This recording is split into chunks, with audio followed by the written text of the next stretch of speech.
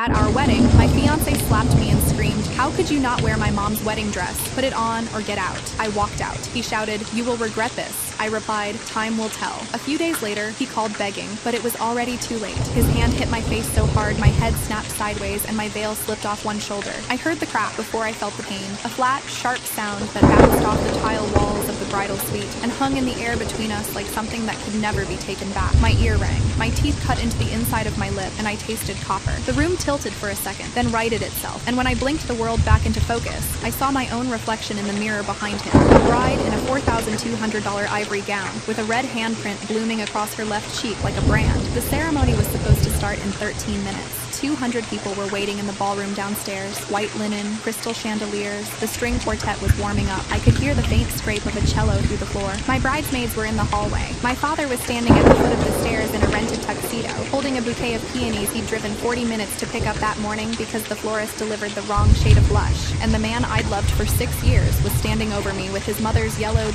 sequined 1980s wedding gown in a plastic dry cleaning bag, pointing at my face and screaming, "How could you not wear my mom's wedding dress? Go and put it on or get out." 6 years. 6 years I'd bent myself into a pretzel for this man and his mother. 6 years of swallowing my voice, my pride, my identity. And in that one crack of skin on skin, every reason I'd ever given myself to stay shattered like a dropped glass on a tile floor. I reached down and pulled the diamond ring off my finger. I dropped it onto his mother's ugly dress where it lay crumpled on the bathroom tile. "You will regret this," he screamed. "If you walk out that door, we are done. You'll have nothing." I looked over my shoulder. "Time will tell," I said. "I need to go back." Because that slap didn't come out of nowhere. It came out of 6 years of a pattern I refused to name until it named itself. My name is Maya Torres. I was 26 when I met Ryan Crawford at a fundraiser for the accounting firm where he worked. He was 30, a senior associate on track for CPA partnership, the kind of man who wore his ambition like cologne. Just enough to notice, not enough to offend. He was smart, confident, articulate, and devastatingly attentive in the way that certain controlling men are before you learn to recognize the difference between devotion and surveillance. For the first year, I thought I'd won the lottery. He texted back instantly. He planned elaborate dates.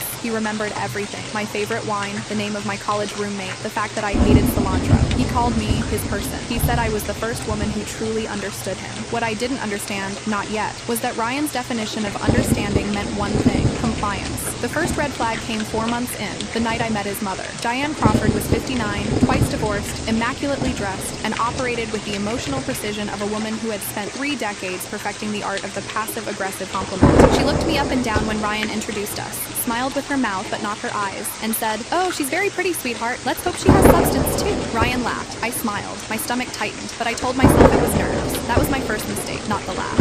Over the next 6 years, Diane inserted herself into every corner of our relationship with the surgical accuracy of a woman who understood exactly how much she could take before anyone noticed the blade. She criticized my cooking at family dinners. "Maya, honey, that's an interesting way to make risotto. Ryan's grandmother would have done it differently, but that's fine." She rearranged my apartment when she visited, moving furniture, replacing my dish towels, once swapping out my bathroom hand soap because she found the scent aggressive. She called Ryan every single night at 9 p.m., a ritual he never missed, even if we were in the middle of a conversation, a movie, or once, memorably, an argument about whether his mother had the right to show up at our apartment unannounced with a key she'd had copied without asking. "She's my mother, Maya," Ryan would say whenever I tried to raise it. "She sacrificed everything for me. The least I can do is make her feel included." Included. Diane wasn't included. Diane was installed. She was load-bearing. Try to remove her and the entire structure came down. I tried. God knows I tried. The engagement should have been a warning sign the size of a highway billboard. Ryan proposed on our 5-year anniversary. Beautiful ring, private dinner, the whole production. I said yes because I loved him, or at least I loved the version of him that existed when his mother wasn't in the room. Within 72 hours of the engagement, Diane had opinions about everything: the venue, the flowers, the guest list, the menu, the bridesmaids' dresses, and most of all, most relentlessly, most obsessively, my wedding dress. "I wore the most beautiful gown," she said at the first family dinner after the announcement, her eyes going soft and theatrical. Hand-sequined bodice, ivory tulle. My mother helped me pick it out at a little shop on Belmont Avenue that doesn't even exist anymore. I've kept it preserved all these years. She looked directly at me. "It would mean the world to me if you wore it, Maya, to keep the tradition alive." I had already bought my dress. I found it at a bridal boutique on Michigan Avenue 4 months earlier, before the engagement, before I even knew Ryan was planning to propose. I walked in to browse, tried it on as a joke, and cried in the fitting room because it was the most beautiful thing I'd ever worn. Clean lines, no sequins, no lace overload, just a simple, stunning ivory gown that made me feel like myself. I put down a $600 deposit that afternoon and paid the remaining $30,600 over the following months. When I told Diane, gently, carefully, with a prepared speech about how much I appreciated the offer, her face went through 3 expressions in under 2 seconds. Surprise, hurt, and then something cold and flat that I would later recognize as the beginning of a campaign. She didn't argue, she didn't cry, she just said, "Oh, well, I suppose that's your choice, dear," and smiled. For the next 4 months, she brought up the dress at every opportunity. Offhand comments, nostalgic stories, photos texted to the family group chat. She told Ryan's aunts, who told Ryan's cousins, who told anyone who would listen, that I had rejected a family heirloom and refused to honor tradition. She rewrote the narrative so completely that by the time the wedding arrived, half the guest list believed I'd cruelly rebuffed a dying woman's final wish. Diane was not dying. She had the constitution of a steel cable, and the other half simply assumed I was difficult. Ryan absorbed every word. "Would it really kill you to just wear it?" he asked one night 3 weeks before the wedding. "It would make her so happy." "I have a dress, Ryan. I've had it for months. Your mother knows that. It's one day, Maya. One gesture. Why are you making this so hard? Why is your mother making it so hard?" He didn't answer that. He never answered that question. He just shook his head with the look of a man whose patience was being tested by an unreasonable woman. A look I'd seen hundreds of times, always in contexts where I was the one being reasonable and he was the one pretending not to notice. I told myself it would pass. The wedding would happen, the dress issue would die, and we'd move forward. I was wrong about all 3. The morning of the wedding, I arrived at the venue, a converted estate house in Lake Forest, at 10 a.m. The ceremony was set for 4 p.m. My bridesmaids were already there. Priya, my college best friend, my cousin Lucia, and 2 friends from work. My makeup artist, a woman named Kendra Williams, 12 years in bridal beauty, portfolio in Martha Stewart weddings, had my face halfway done when my phone started buzzing. 7 texts from Ryan in 4 minutes. "Mom is really upset. She's been crying since she got here. This is supposed to be a happy day, Maya. Can you please just think about it? She brought the dress. It's in the car. Would it kill you to try it on? If you loved me, you'd do this one thing." I showed the text to Priya. She read them, looked at me, and said 2 words. "Absolutely not." I silenced my phone. I finished my makeup. I put on my dress, the one I'd chosen, the one that made me feel like me. And I looked in the mirror and felt, for the first time all day, something close to calm. That calm lasted exactly 41 minutes. At 3:47 p.m., 13 minutes before the ceremony, Ryan kicked the bridal suite door shut behind him. He wasn't carrying flowers. He was carrying his mother's yellowed sequined gown in a plastic bag. What happened next took less than 3 minutes. It felt like an hour. "Change," he said, not asked. "Ryan, the ceremony starts in 15 minutes. My mother is crying in the front row because you refused to honor her." He stepped so close I could smell the mint on his breath. "Put on my mom's dress, or get out. I will not marry a selfish, disrespectful woman who treats my mother like trash." I looked at him, the man I'd spent 6 years building a life with, the man whose shirts I ironed, whose anxieties I soothed at 2 a.m., whose mother I'd tolerated with a patience that should have qualified as a clinical skill. I looked at his jaw set tight, his eyes flat, his hand gripping the plastic bag like a weapon. "Ryan," I said quietly, "it's my wedding day. Please don't do this right now." That was when he hit me. The crack echoed off the tile. My ear rang, my lips split against my teeth. The room tilted, and my veil slipped off one shoulder. He didn't flinch. He pointed at my face and screamed, "How could you not wear my mom's wedding dress? Go and put it on, or get out." And something happened inside me that I can only describe as a temperature change. The hurt didn't arrive. The tears didn't come. Instead, 6 years of rationalization and accommodation and self-erasure went cold in my chest and hardened into something diamond clear.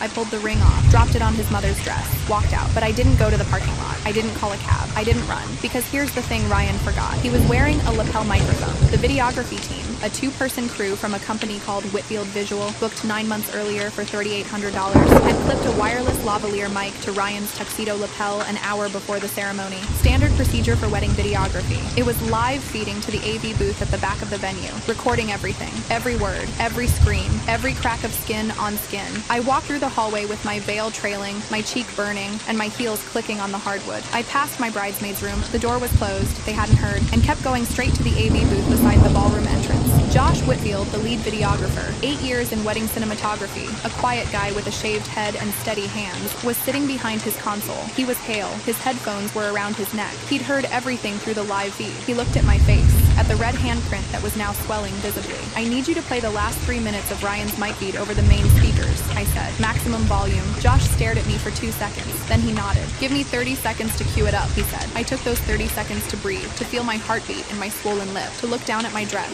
my beautiful, perfect dress, now slightly crooked at the shoulder where the veil had pulled, and make peace with the fact that I was about to do the most terrifying thing I'd ever done. Then I pushed open the double doors of the grand ballroom. 200 guests, white linen tablecloths, crystal chandeliers catching the late afternoon light, flower arrangements in blush and cream helped choose because Diane said my taste was a bit supermarket. Ryan's entire family on the right side. His boss, Richard Harmon, managing partner at Harmon & Kessler, a mid-tier accounting firm where Ryan had worked for 7 years. His firm's 3 senior partners, his college roommate, his golf buddies, the people who knew the public Ryan, charming, controlled, impeccable. They saw me walking down the aisle alone. No bouquet, no veil, no music, and a blazing red handprint on my cheek that was impossible to miss under the ballroom lights. The murmuring started like a wave from the back rows. I heard my name whispered 5 or 6 times before I reached the podium. I picked up the microphone from the officiant's stand. The officiant, Reverend Douglas Adler, who'd been hired by Diane because her church was the only appropriate choice, looked at me with confusion that was already turning to alarm. "There will be no wedding today," I said. Dead silence. 200 people holding their breath. 5 minutes ago, in the bridal suite upstairs, my fiancé demanded that I take off my wedding dress and put on his mother's old gown from 1987. When I refused, I pointed at my cheek. He hit me. The silence cracked. Gasps from the left side. A woman in the 3rd row covered her mouth. My father, standing near the back entrance where he'd been waiting to walk me down the aisle, went completely white. Diane, front row, right side, wearing a silver sequined gown that matched her personality in all the worst ways, turned crimson. She opened her mouth. I raised my hand. Then I looked at Josh in the AV booth. I gave him the nod. The speakers crackled. My voice came first, small, pleading, the voice of a woman who still thought she could de-escalate the man she loved. "Ryan, it's my wedding day. Please don't do this right now, please." Then his, cold, flat, a voice that 200 people had never heard before, because Ryan Crawford saved this version of himself for rooms with no witnesses. "Put on my mom's dress, or get out. I will not marry a selfish, disrespectful bitch who treats my mother like trash." Silence in the recording, then the sound, crack. Amplified through the ballroom's professional speaker system, it sounded like a gunshot. Several people flinched physically. A woman near the back let out a short scream, then his screaming, full volume, unhinged. The mask ripped clean off and played back at concert decibels. "How could you not wear my mom's wedding dress?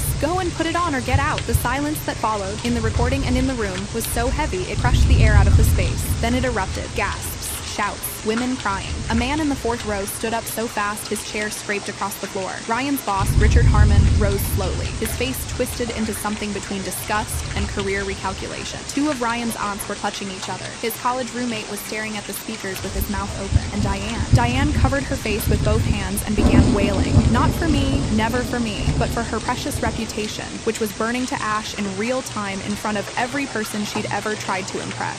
I set the microphone gently back on the podium. I smoothed my dress, and I turned to walk back down the aisle. As I reached the halfway point, the heavy oak doors at the back of the ballroom swung open. 2 uniformed police officers stepped inside. My maid of honor, Priya, who had heard the commotion, found me gone from the bridal suite, seen the handprint on the security camera monitor in the hallway, and called 911 at 3:51 p.m., was standing behind them with her phone still in her hand. Ryan appeared at the side entrance at almost the same moment. His face flushed, his tuxedo disheveled, looking like a man who had just realized the building was on fire and every exit was blocked. The officers approached him. One of them, later identified in the police report as Officer Kevin Marsh, 11 years with the Lake Forest PD, asked him to step outside. Ryan looked across the ballroom at 200 faces staring back at him. Not one of them looked away. I walked past the officers, out into the cool evening air, and I didn't look back. 4 days later, Ryan called me 47 times. I know the exact number because my attorney, Caroline Reeves, family and civil litigation, 16 years in practice, former clerk for the 7th Circuit, had advised me to document everything and respond to nothing. On the 48th call, I picked up. His voice was wrecked, hoarse. The confident, controlled Ryan Crawford was gone. In his place was a man drowning in consequences he hadn't believed were possible. "Maya, please." They arrested me at the venue, in front of everyone, in front of my boss.